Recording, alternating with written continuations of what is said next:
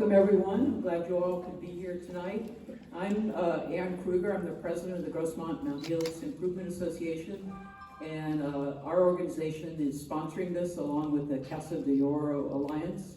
We're both community organizations trying to improve our areas, and one of the best ways you can improve your neighborhood is by being informed about the elected officials that you have.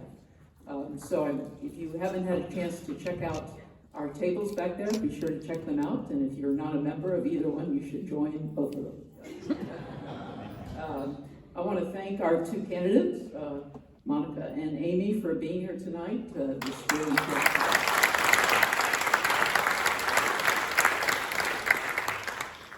And the reason we were able to put this on this beautiful venue is through agreement with the Grossmont Cuyamaca Community College District.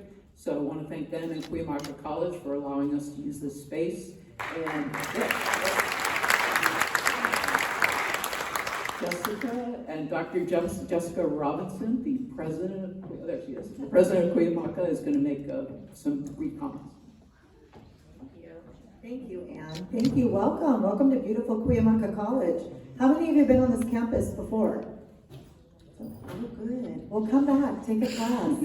Be part of some of our many community events, one of our concerts. We'd love to see you. So welcome. Again, thank you, Ann. My name is Jessica Robinson. I'm the very proud president of Cuyamaca College, and I'm thrilled to see so many of you here tonight.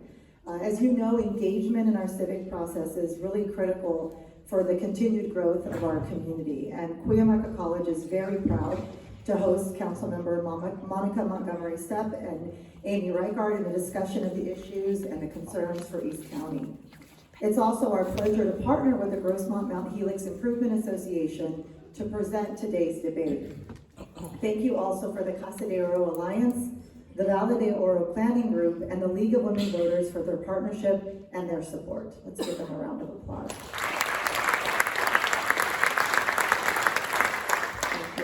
Additionally, in addition to all of you, we have a lot of students that are here tonight. We've publicized this heavily for our students.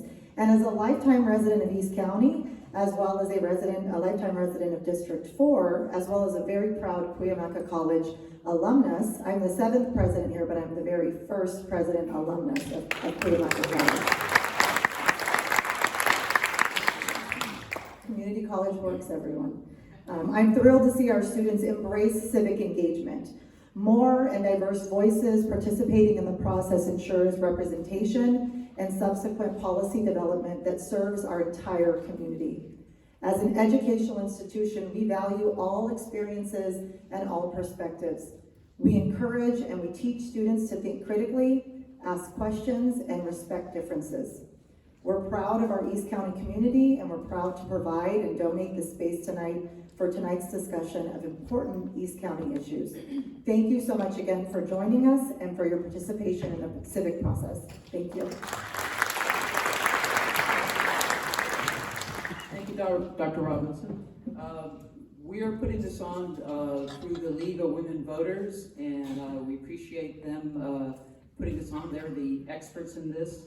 And so I want to introduce Dawn Freehoff of the League, who will explain the procedures for tonight. All right, good evening, everyone. Thank you, Ann.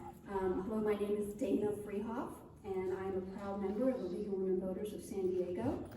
And I will be the moderator for this evening's candidate forum for San Diego County Board of Supervisor District 4.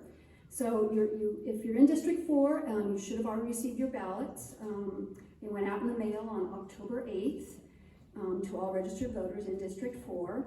Election day is November 7th, and this is a special election to fill a District 4 vacant seat for the remainder of the current term ending January of 2027. I would like to give a big thank you, again, more thank yous, to the Grossmont Mount Helix Improvement Association and the Casa de Oro Alliance, and obviously the Cuyamaca College Performing Arts Center for hosting this event. So this forum, is an opportunity for the community, yourselves, to ask the questions you care most about. and a chance for the candidates to explain their positions. It's a forum for the voters. It is not a debate between the candidates. I would like to thank the candidates, Monica Montgomery Stepp and Amy Record, for attending. Thank you. But most importantly, and I want to thank all of you for coming and becoming an informed voter. So real quick housekeeping rules, make sure you silence your phones. I think that's always a common request nowadays. I'd also like to say that the League of Women Voters is proud to be nonpartisan, neither supporting nor opposing candidates or political parties, but we're always working on vital issues of concern to members of the public. So as part of our mission to educate voters, the League moderates candidate forums using a format that is fair and informative. The candidates have all agreed to this format in advance. So I'm just going to take a little time to review the format for this evening. So candidates will each have 2 minutes for their opening statement, and then 2 minutes for their closing statements, and then 3 minutes to respond to each question from the audience. There'll be a timekeeper. We have Vicki here in the front row with her paddles. So she'll be making sure that the candidates stay within their time frame. And then, this is important. We'd like you to please hold all applause until the forum is finished to really ensure that there's an adequate time for candidates to respond to the questions. And then the other thing is most important part is that of this forum is hearing from you and the questions you may have for the candidates. I'm thrilled that we've already received so many questions, so this is wonderful. And for those interested in still asking a question, I encourage you to do so. We have a volunteer. We have Michelle, who's over there, and Elizabeth with more cards if something comes up during the forum and you'd like to ask a question. And they have pens and cards, as I said. So please raise your hand if you'd like a card to write your question down. There will be no questions from the floor, no questions from the audience. And then raise your hand once you've got your question written. In regards to your questions, please word them in a general way so that both candidates can respond to them. Questions directed specifically to one candidate will be held until there are specific questions for both candidates. Please remember to use civility and respect in wording your questions. Keep your questions succinct. Lengthy commentary prefacing a question may not be read. And so again, I want to remind you there's no verbal questions from the floor. So your questions will be given to our question screeners. So we have Donna and Vaughn over here screening the questions. So that way, which makes it my job easy, because they'll group them in categories so we don't have a lot of repetition in the questions that are asked. And again, try to keep the questions relevant to the County Board of Supervisors. Now there's one final item, and this is important too. Since the candidate forum is designed to provide a nonpartisan setting for undecided voters to hear all positions, any demonstrations of support or opposition to the candidates or their positions will be out of order. And unheeded warnings may result in the cancellation of the forum.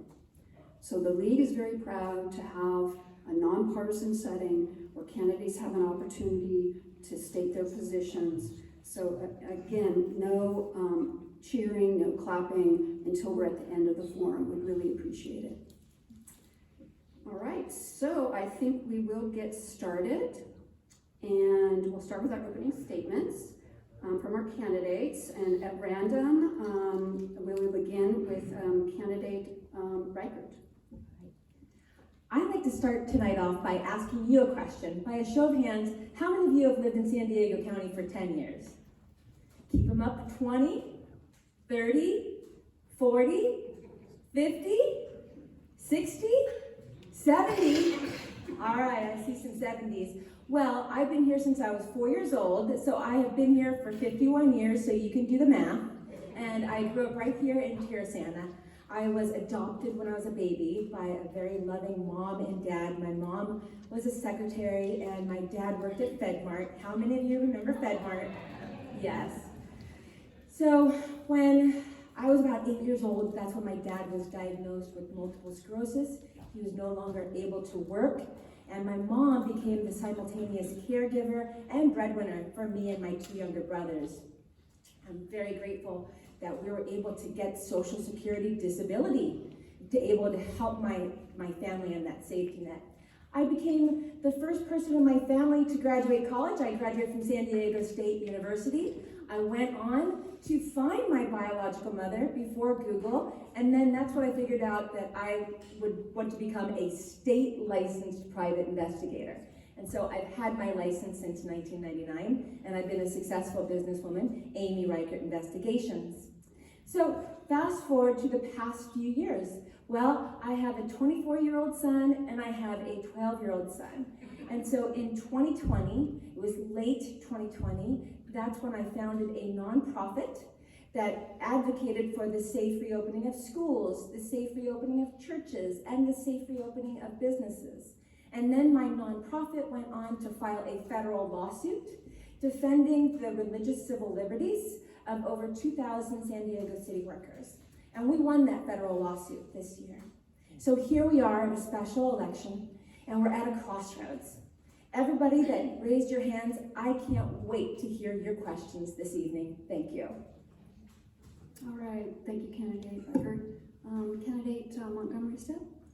Thank you so much. I want to thank all of the partners for getting us together in this beautiful venue this evening. I'm very excited about it being election time for this race, and just a reminder, everyone has until November 7th to vote. I'm Monica Montgomery Stepp. I currently serve as the council member for the 4th Council District in the city of San Diego. I was born and raised in San Diego.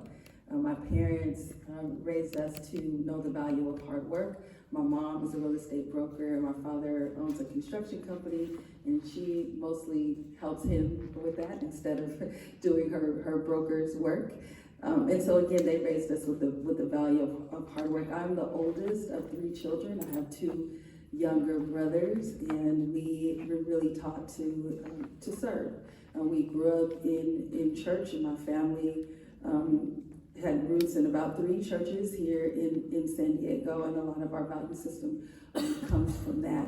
So as a council member, I have been able to generate over $100 million of investment into my council district. As chair of the Budget and Government Efficiency Committee at the city, I've been able to shepherd the council through the budget process, which is a $5.2 billion budget. I've been focused on first-time home ownership at the city of San Diego. We were 1 out of 8 cities to receive a grant from Wells Fargo in order to provide down payment assistance for first-time home buyers. And I've also really worked a lot in building trust between community members and police officers. One program that I championed is called the No Shots Fired program, and it reduced gang homicide in our community by 65% over 1 year's time. And so this is the type of experience that I'm looking forward to bringing to the county and really keeping the community and people at the center of the solutions that I propose.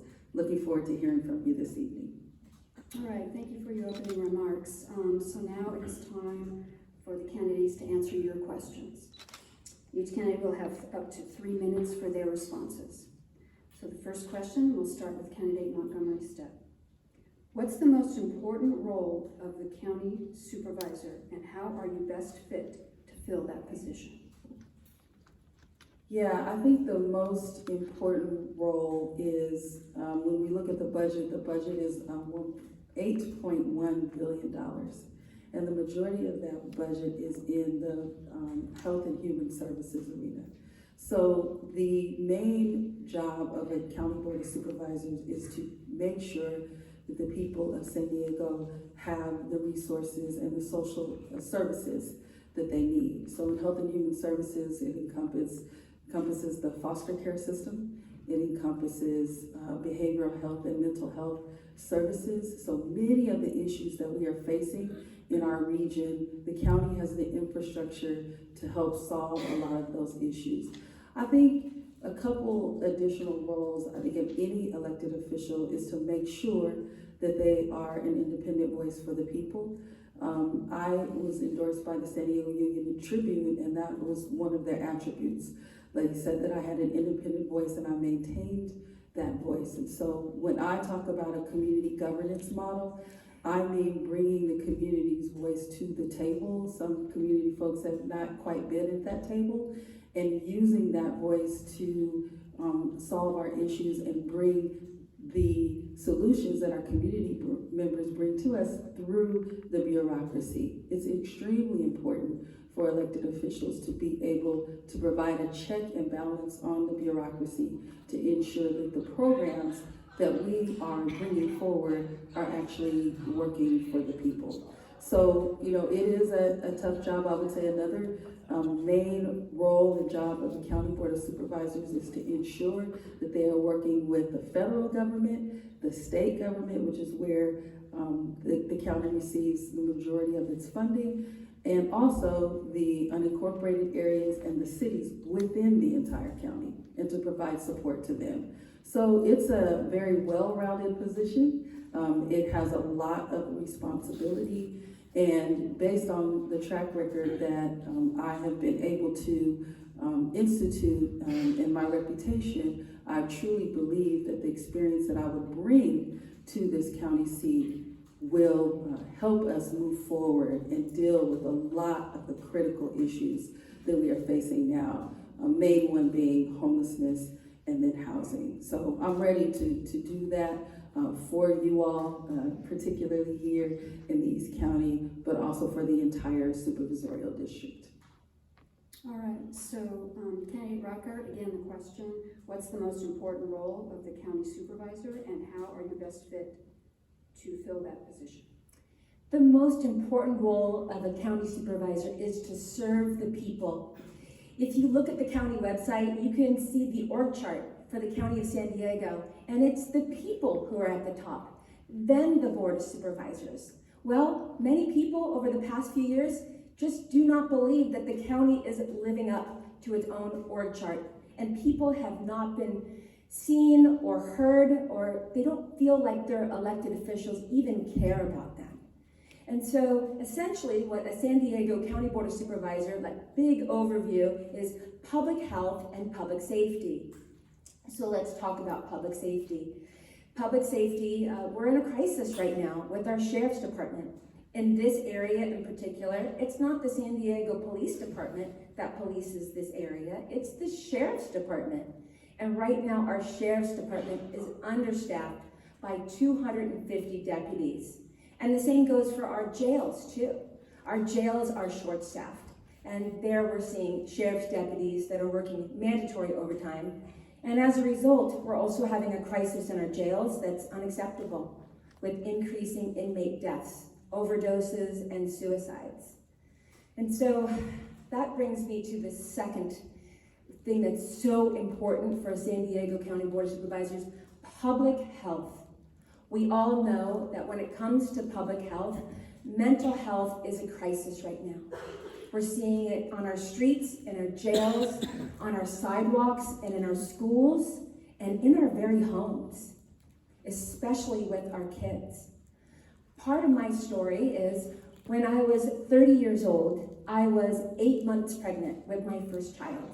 And that's when my dad, who was only 56 years old, died of complications from multiple sclerosis. 5 weeks later, after a completely normal pregnancy, my daughter Ashley was born in a coma, and she only lived for 3 days.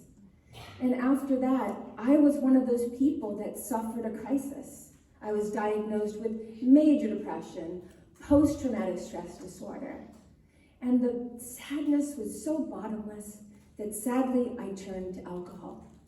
Fortunately, I was able to get connected to celebrate recovery, and I've been sober for the past 20 years. Oh, you're not. Sorry. See, they're being good at audience. Yes, thank you for obeying the rules. So I come into this role with a core lived experience issue regarding mental health and addiction, which are out of control right now. It's the worst we've ever seen it in San Diego County. So you can count on me in the first 100 days to do several things and stop. We'll talk about that more later. All right, thank you. So our next question, and I'm going to be going back and forth so the candidates have equal time to who goes first, who goes second type of thing. So this then, candidate record, this one will go to you. And get ready, it's a long one. Okay, the Grossmont, Mount Helix, Casa de Oro communities are the largest areas of the district, 4th district. As the 4th district supervisor, you will be the only elected official to provide municipal type services to these residents. How do you plan to remain in close contact with your constituents to represent their needs and desires to the full board of supervisors? How I have campaigned is how I will govern, and how I have campaigned is by showing up in the community. I live in La Mesa myself, and I've been to many of the community planning groups. How many of you are in a community planning group? I know I saw many of you in the foyer. Thank you so much for serving the community. And I think what the disconnect has been so far is when people do reach out to their county supervisor, and for the unincorporated areas, the county supervisor is that city council person for that area. What they've heard from their supervisor is crickets, or they get a form letter. They get a copy and paste. And part of my history too is not only did I get sober, but I co-led a thriving Celebrate Recovery, where I've led thousands of people to recovery. And how I was in that space as a leader, a servant leader, people could call me at 12 midnight if they needed a bed to get sober, and I would be on the phone until 2 a.m. making sure that they had a place to go. And anybody that has sent me an email or sent me a text, you know I am a super responder. I respond quick. And so that's what we really need. I'm not a politician. I just come in here. I'm a mom who decided to get active in the past couple of years. What I've seen in the past few years is San Diego County in decline. I've never seen homelessness worse. I've never seen our housing crisis worse. Mental health, addiction, I mean, you name it. By every metric, people are very concerned about the quality of life here in San Diego County. So what I will bring to this position is a fresh perspective. I'm not beholden to any special interest whatsoever. There's something called PACs, and PACs can give hundreds of thousands of dollars to candidates. I'm happy to say that I've had zero PAC money in this race. And so I can walk into this office absolutely beholden to no one except for the people of San Diego County. So I look forward to more of your questions and hearing your heart about what you see as the vision and the future of San Diego County. All right, candidate Montgomery Steph, just real quickly, how do you plan, well, not real quickly, you have 3 minutes, but I'm shortening the question. How do you plan to remain in close contact with your constituents here in this region and the unincorporated area to represent their needs and desires to the full board of supervisors? Yes, so I want to go back a little bit in my history and how I became a council member. So when I ran and won in 2018, I ran against all of the establishments. So no party endorsed me. I think 2 labor organizations endorsed me. None of the business community endorsed me, but it was the community members from all over the region that came together and knocked on doors and talked to voters about me. I was also, the 3rd generation San Diegan as well. So we were able to really pull from a lot of our relationships, and people knew that we were a family of service. But my point is that when I won that race and shocked the entire political elite, I would say, Every day I walked into that building saying, oh, I felt like I was carrying the 20,000 people that got me there. And since then, I have structured my office in a way that no matter what is going on in our communities, we have 18 community councils, 18 neighborhoods. Each one of them has a community council. We have 4 community planning groups just in the district. And my staff members, along with myself, my staff members work more regularly because folks meet every month. And as an elected, you have to do governing things, to make sure that the community is receiving the resources that they need. But setting up that office in a way where we put our communities first, I already have an infrastructure for that. And I understand that when I am talking to folks in the unincorporated areas in particular, people feel like they have been left out of the process. And so taking that spirit of understanding what it is to be left out and to feel left out, we already have that in my office. And so the experience bringing that to your communities would be a no-brainer for us, because we're doing that work every single day. And I will never leave that work, no matter how hard it gets. We get a lot of times in our community council meetings they don't go so well, right? But we are there. And sometimes we are the only elected office that shows up, because that's how important it is, and that's how I got into the seat in the first place. So it would be absolutely no different. All right, thank you. The next question, though, goes back to candidate Montgomery Stead. How do you plan to address healthcare access in San Diego County? Well, the county is the public health agency of the region. I think probably everybody here knows that. And so when we are talking about access, we are talking about reducing barriers for people, especially people who do not have health care by means of their jobs or through a part of their retirement. We're talking about some of our most vulnerable community members when it comes to access and reducing barriers. I think that, as bad as the pandemic was and so many things that we went through, we did develop some models in order to serve our most vulnerable communities, and picking up many of those models to be able to make sure that people still have access is extremely important. I know that the federal government within San Diego County has funded quite a few community clinics.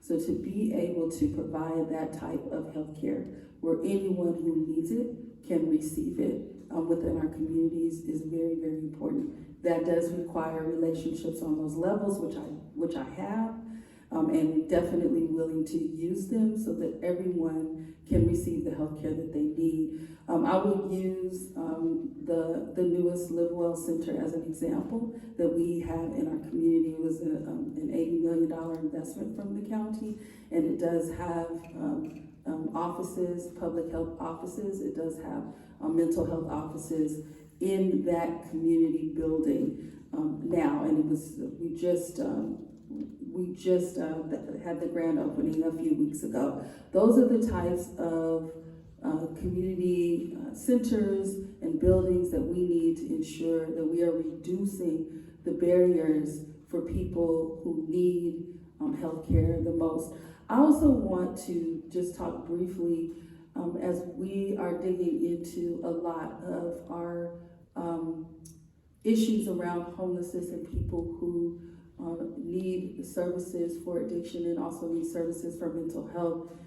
There is a structure, a reimbursement structure that is not benefiting some of our hospitals that provide that care.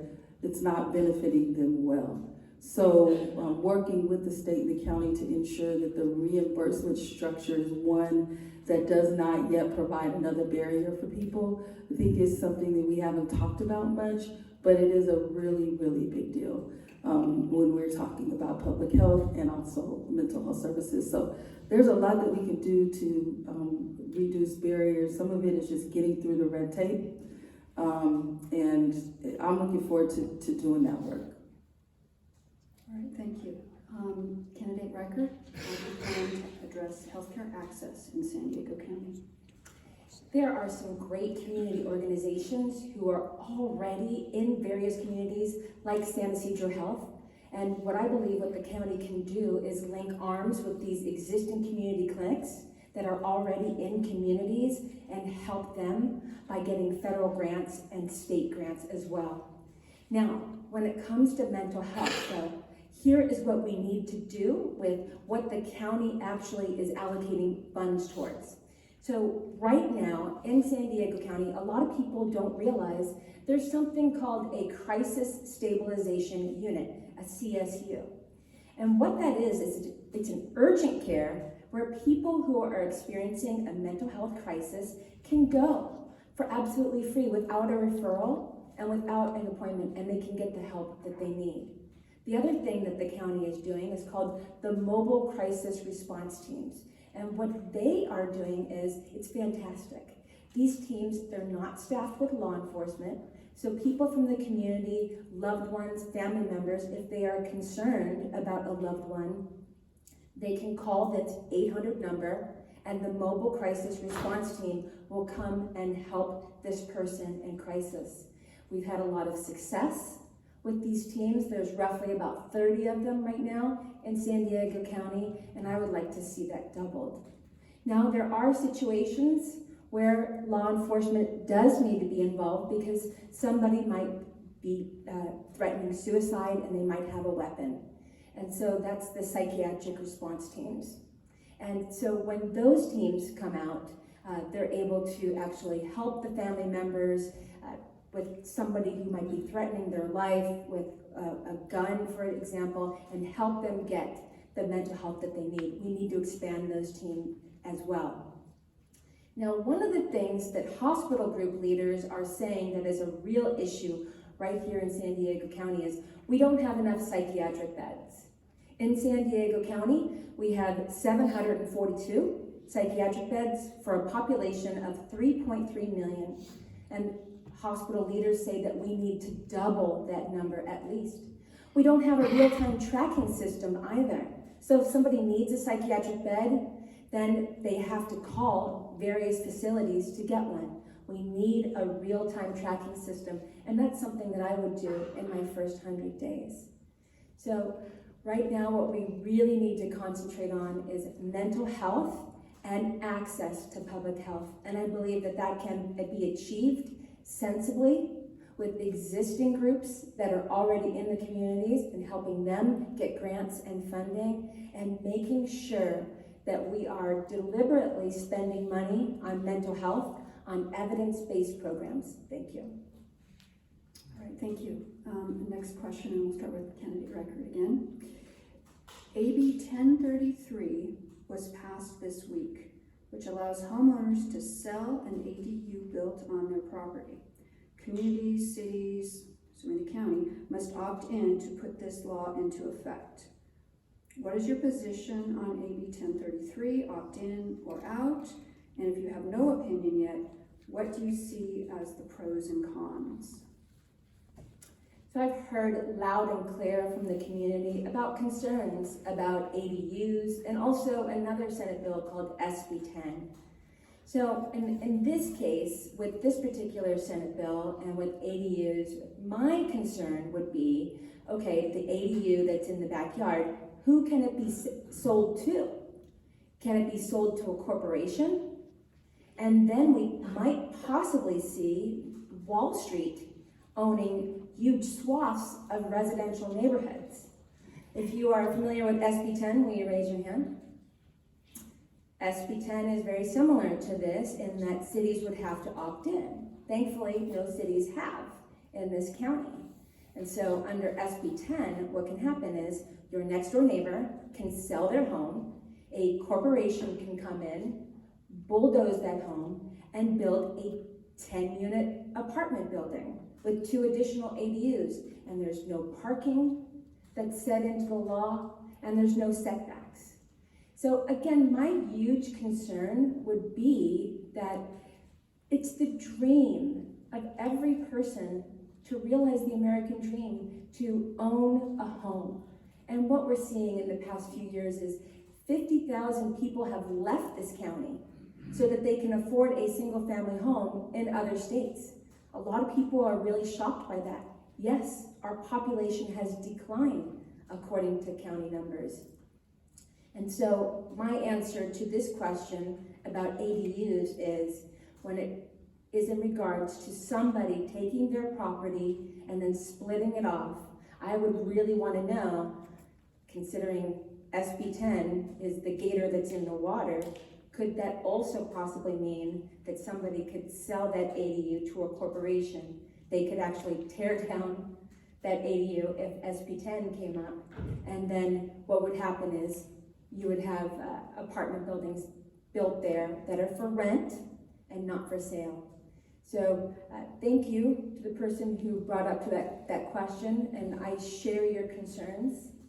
And I just want to make sure that our communities are protected. I believe that at the community level, it is communities that should decide how their communities look like, not Wall Street. Thank you. All right, thank you, candidate Montgomery Stepp. What is your position on AB 1033, opt-in or out? And if you have no opinion yet, what do you see as the pros and cons? So, I have heard of the bill. I haven't read it in its entirety, in its final passage. But what I do know about the advocates of the bill, some of them being real estate agent broker associations, is that there is, of course, a push for more people to be a part of homeownership.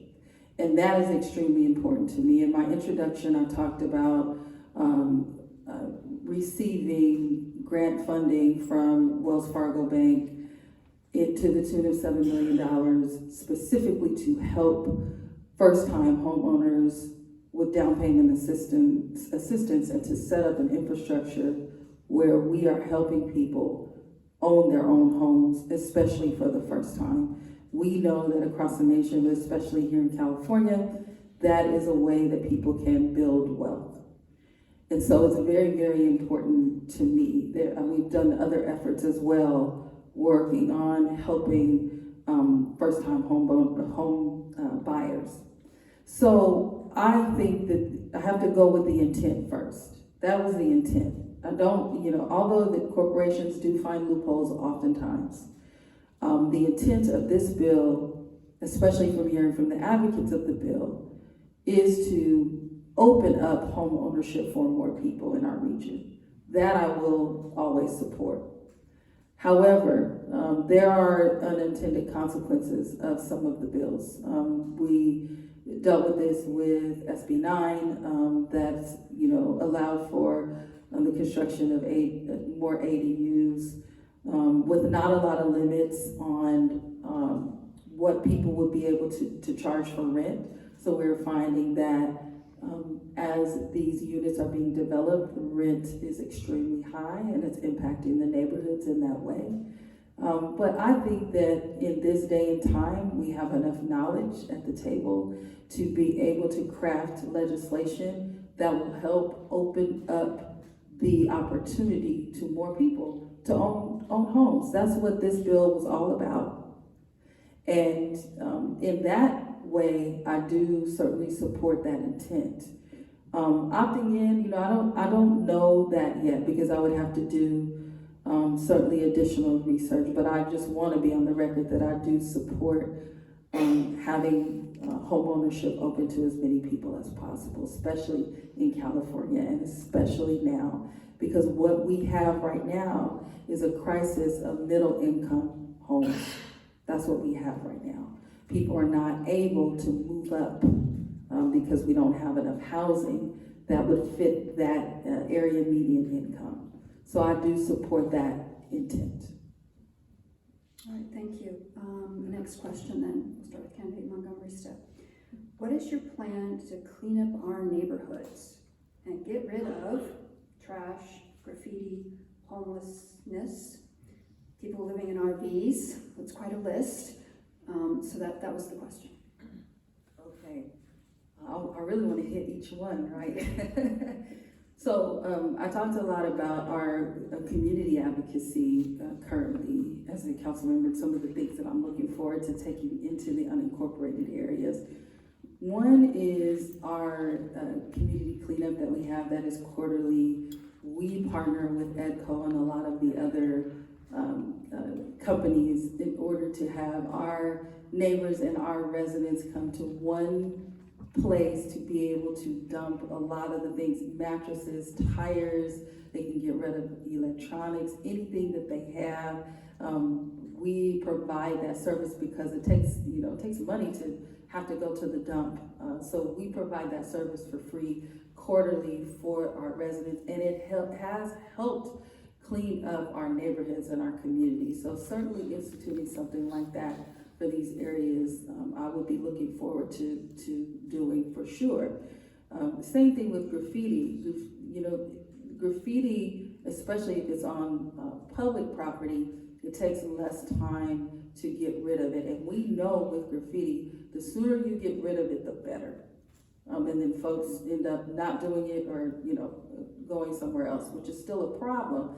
But in our communities, the faster we can provide that service, the better it is for our residents. We have certainly found that. There is complication when we talk about private ownership of private buildings, but working with and having a public-private partnership when it comes to graffiti is extremely important. The main thing is to get it down as soon as it comes up, and that's extremely important. Homelessness, certainly there are, especially with encampments, because people are utilizing encampments for the things that they would have had in their own home.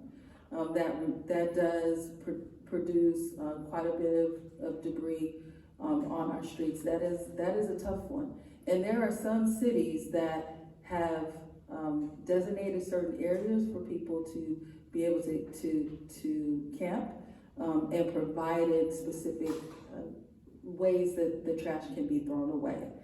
But this is all, part of having strong constituency services, because that's what it really is all about. And it does also, you pay for those services. You pay taxpayer dollars to ensure that your government is keeping places clean. The last thing that I'll say is that I remember when I was 15 seconds, way back in the day when I was at elementary school, there was a campaign. There was a campaign to encourage people not to loiter. And I haven't seen that in a while. And I think something like that is needed right now, would be extremely successful.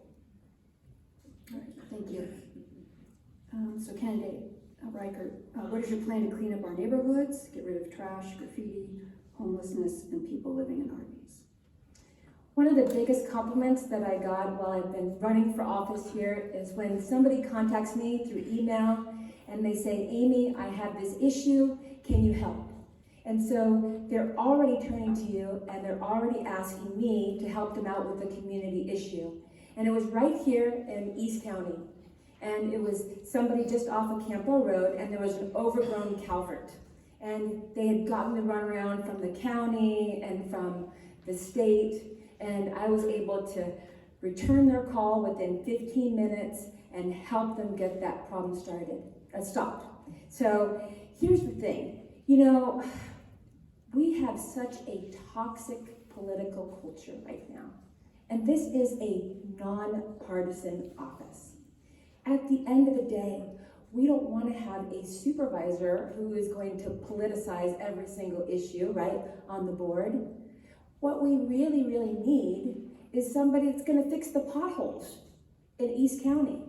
There's somebody that's going to take care of the trash, somebody that's going to take care of the graffiti. And I can see a couple ways that we can do that. Number one, we need to have enforcement of businesses. I have gone on trash pickup days at the Lemon in Lemon Grove, in Hillcrest at the Pride Flag, in La Mesa in the Village, and in Rolando as well on Rolando Boulevard. And as I've picked up trash in these different areas, I've even found syringes on these trash pickups. What I'm seeing is there's a lot of businesses who are not taking care of their own parking lots. And so you'll see a lot of trash right in front of businesses. So there has to be accountability for businesses to actually clean up their own business areas. Now, when it comes to homelessness, I do have a plan. It's called Shelter First with Treatment. And although I won't be able to go into it in depth today, what I believe the most compassionate thing that we can do is we can say, no, we love you too much to let you sleep and die on our streets. We've only seen our encampments grow by just having a lax attitude. So I heard this the other night and I fully believe it, that if you truly love somebody, there's some accountability there. And so when it comes to our parks or in front of our schools or in front of our businesses, I think it's perfectly fine, and I think it's an act of love to say that, no, you cannot camp here. And so what we need immediately is more shelters.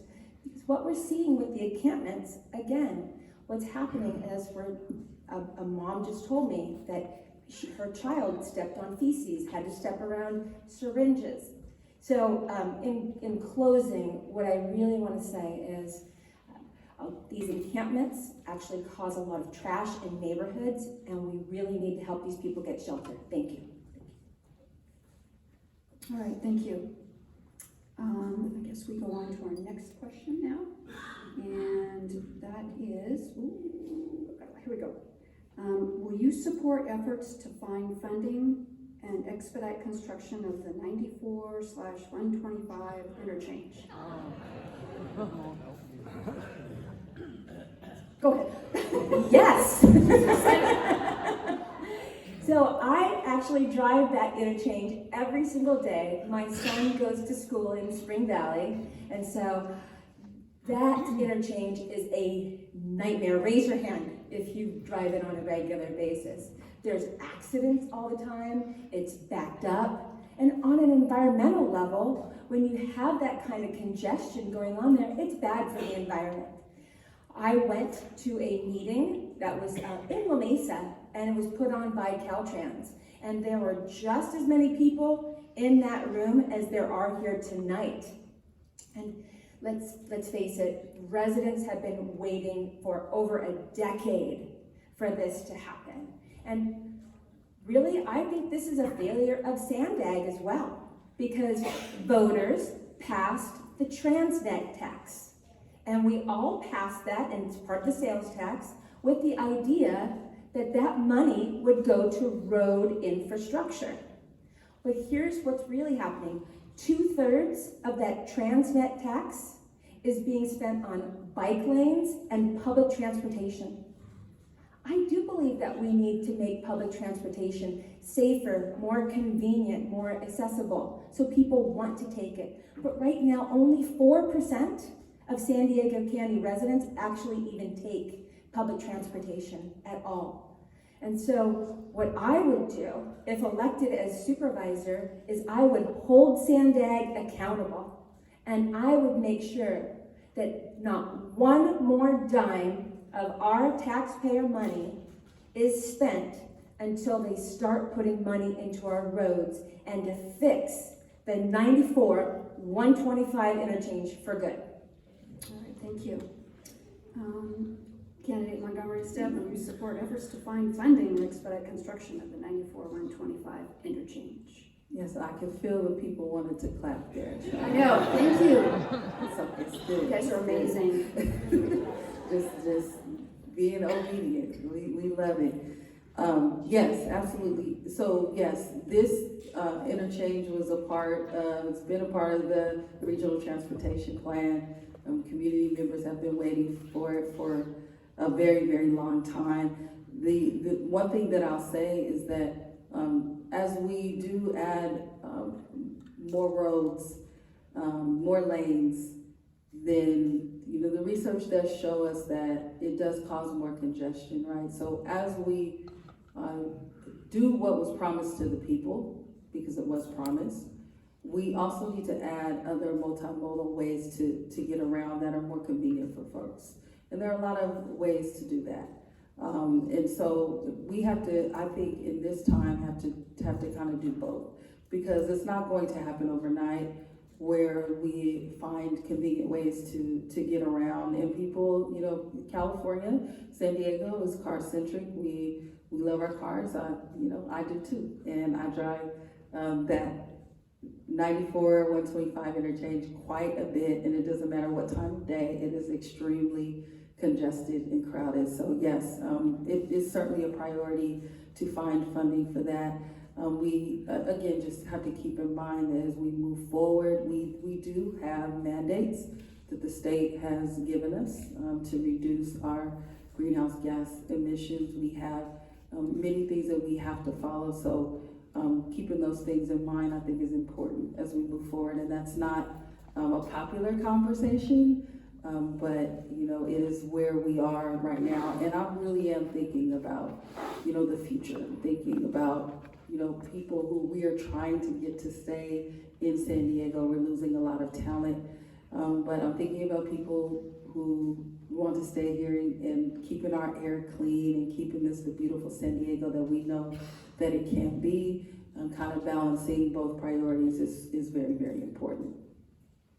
All right, thank you. All right, our next question from the audience. We'll start with candidate Montgomery Stepp. What is your experience in working with and engaging diverse communities in solving community problems? Yeah, that's a good question. I think my life's work is working with diverse communities and depending on community to be able to solve the problems that we face. One of the things I hear a lot and I agree with is that the people that are closest to the pain are closest to the solution. And so I just govern that way.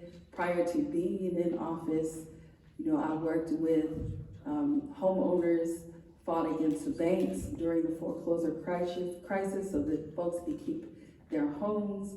I worked as a staff member. I have not always been an elected official.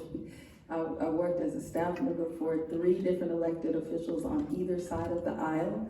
I also worked at the ACLU, leading a campaign where I was working with mothers and daughters and sons and fathers in the bail reform campaign to make sure that we were breaking the cycle of poverty and providing pathways for people to be able to be contributors of society instead of being a drain to society. So in all of those things, I have been community-centered and rooted and always looking to solving problems. As a matter of fact, you know, the bureaucracy is not necessarily built for that type of governance, but we have created a model called our community governance model, where we engage stakeholders in a very formal way.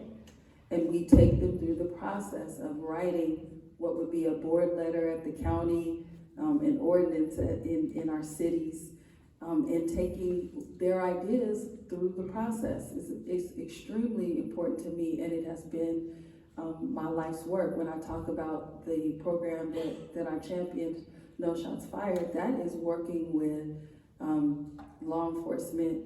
That is a part of the gang detectives, assistant chiefs in the police department, along with people who are former gang members. And working, the only way that we could reduce violence was by them working together. You talk about diversity in one group working together, though they're on opposite sides of the aisle.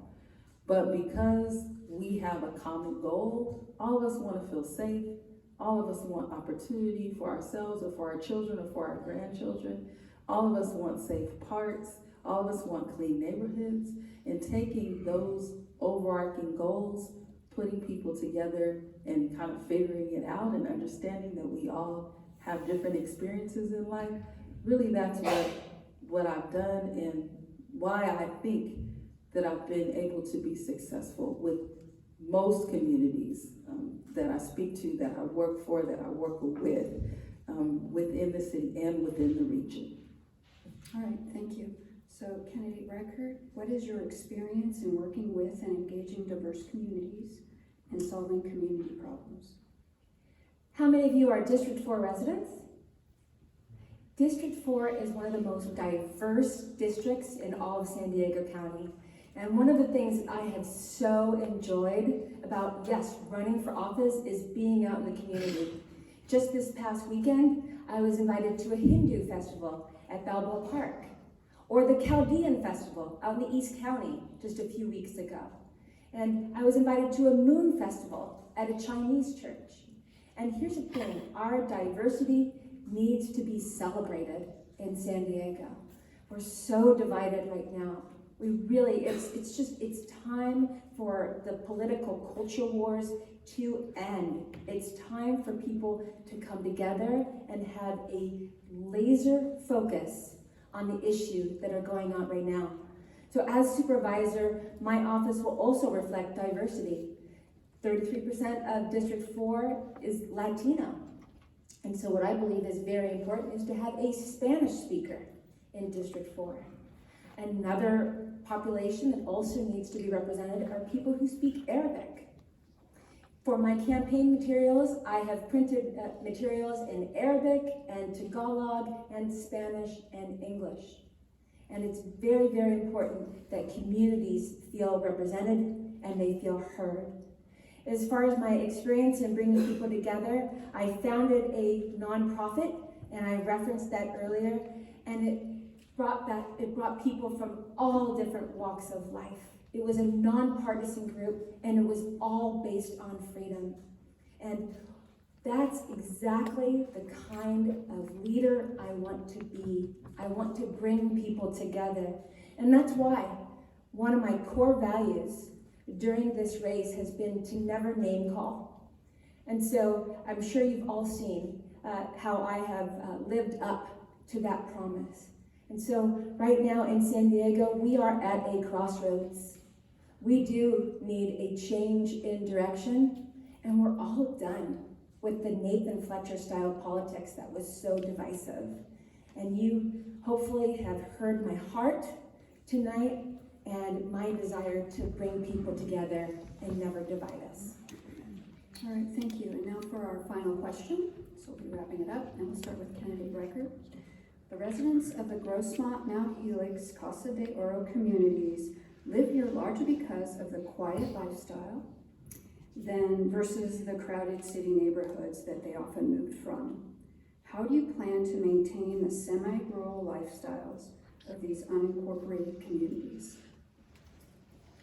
That is something that I've made part of my platform as a candidate. And I have gone to many different community planning groups everywhere from Valle de Oro to Emerald Hills to the college area. And here's what everybody is telling me, is that they want to be the ones making decisions for their own neighborhoods. And many people are just feeling powerless. When we're talking about the East County in particular, I believe that it is the community that should decide what the community looks like. Otherwise, why do we even have community planning groups? If Sacramento is going to be making all of the shots, and all it takes is for a city to opt in, like SB 10, and then it's irreversible, because that is what SB 10 says, I'm very concerned about that. So SB 9 would be the legislation that would affect the Grossmont Mount Helix area. And it is a semi-rural community, and I believe in protecting that community. Yes, we need housing, of course, but I'm just gonna lay it all on the line. I went into the meeting with the developers to have a conversation with them, and I looked them in the eye, and I said, I will put the community first. And I'll never forget when their representative walked me to the elevator. She said, oh, well, that was refreshing. And I said, oh, how so? And she said, oh, because you told the truth. And I vow that I will always put the community first. We need to protect the magicalness that is Mount Helix. There are other places that we can build in San Diego County. We can build sensibly. Right now, what we've had in the past 20 years is we haven't been able to build sensibly, and I believe that we can do that and still protect the environment. And so what's happened, the unintended consequences of that is all of this huge sprawl in southern Riverside. How is that good for the environment?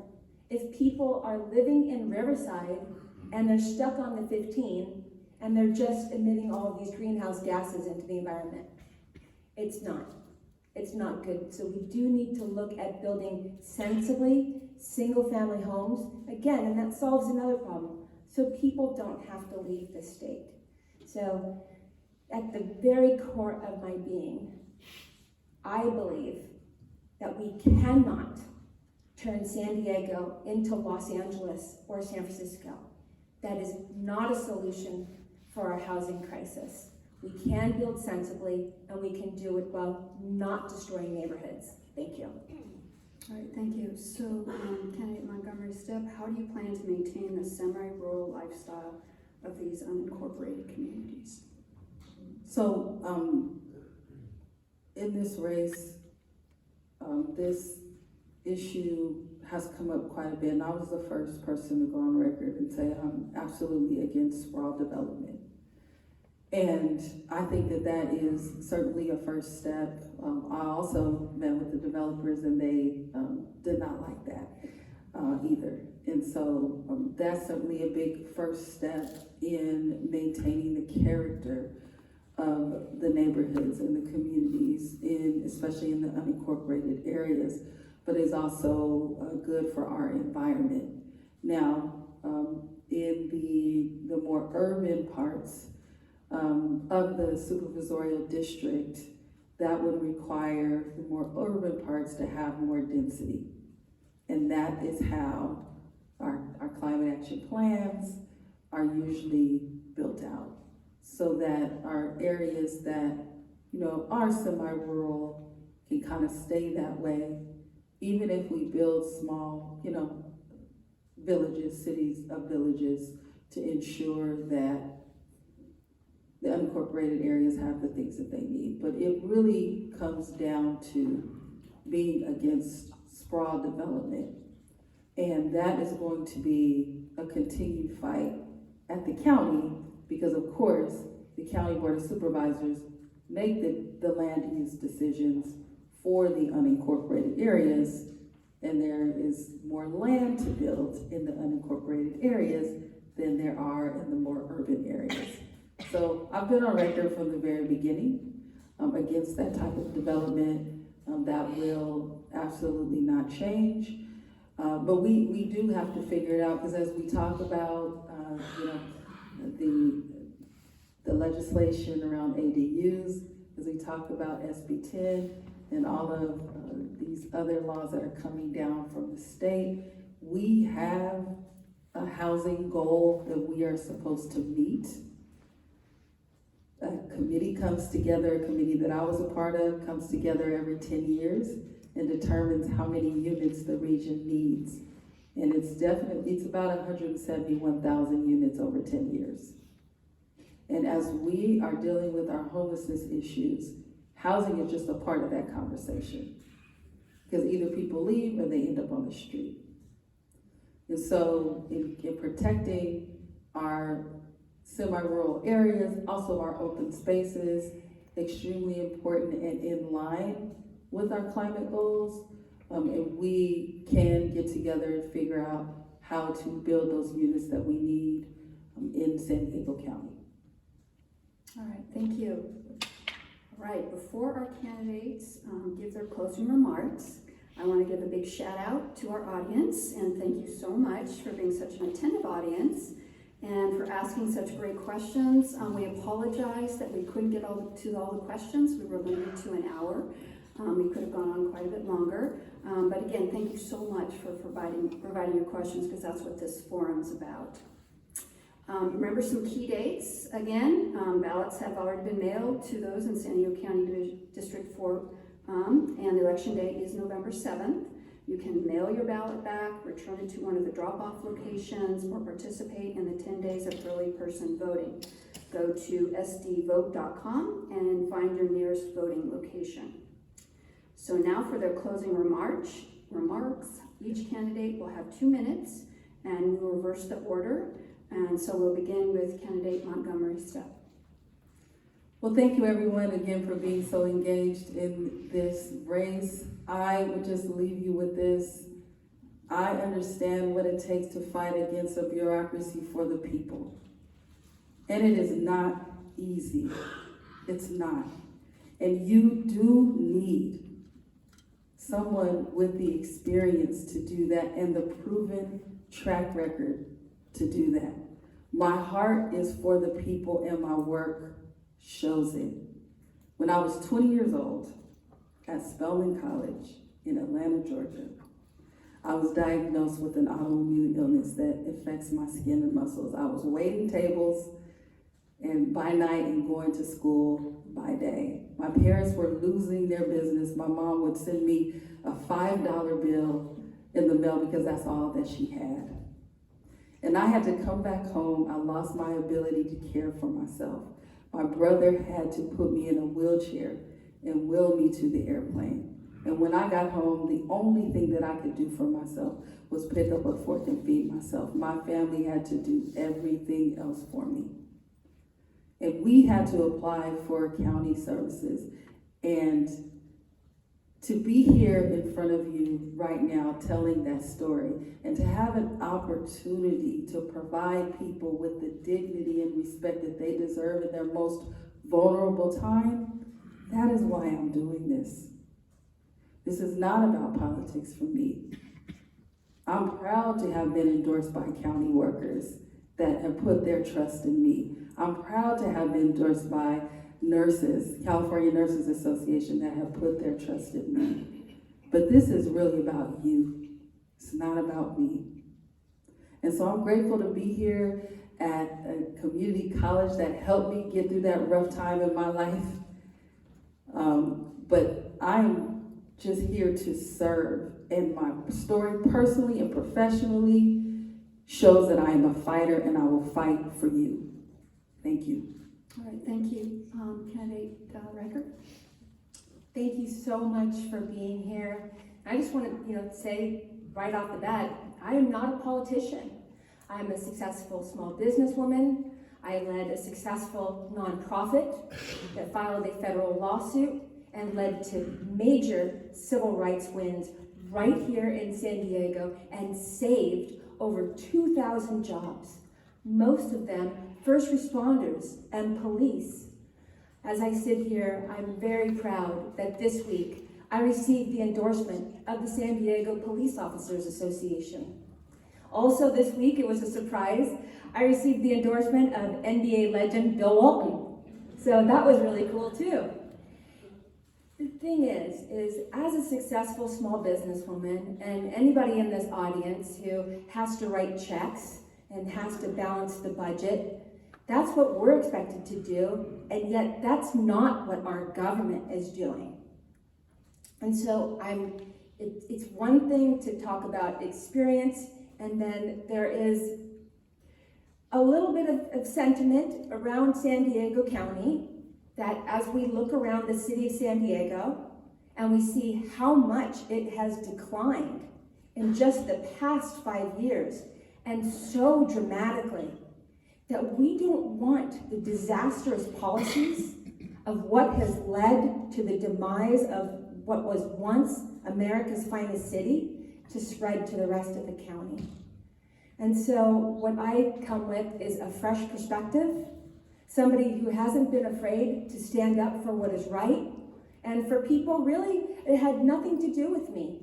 I wasn't a first responder. I wasn't a firefighter. I wasn't a police officer. I wasn't a teacher. But I took a principled stand. And so San Diego, right now, we are at a crossroads, and you have a very important decision to make. And I want to thank you so much for your support and your vote. Thank you so much. All right, thank you. On behalf of the Grossmont Mount Helix Improvement Association, Casa de Oro Alliance, Cuyamaca College, and the League of Women Voters of San Diego. I want to thank the candidates for running for office and attending our forum this evening.